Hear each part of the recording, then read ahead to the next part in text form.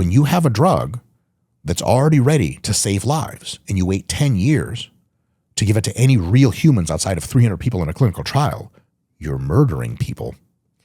I think historically, your point is very wrong.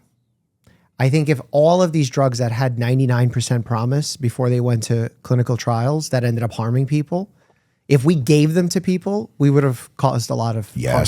But how many drugs did we wait and not give to people, and how many people died? Because there's always a cost.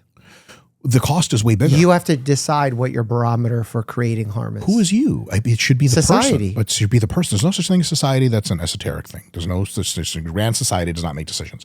It's institutions or individuals. So who should make the choice of if I get when a drug? When I say the government of the United States, to me, that's representative of society.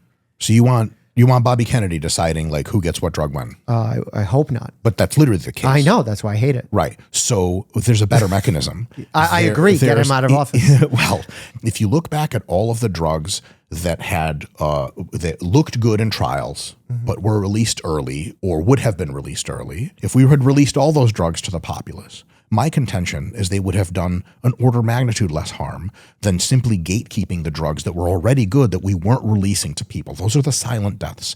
So like tirzepatide, we now know the GLP-1s are longevity drugs, straight up through direct, like older people take them and they die less.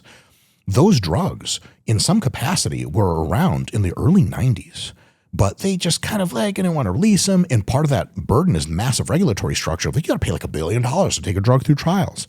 So that would have saved like tens of millions of people had we had those drugs in the 90s. It would have prevented a large fraction of the obesity epidemic straight up. I mean, it could have saved like 50 million lives or something like that over the course of that time. Yeah, Mike, again, this is an AI universe that you're living in, man. It's not real life. It's not real life. Like the conversations that you're saying that a doctor can just have with his patients, it's not real, man.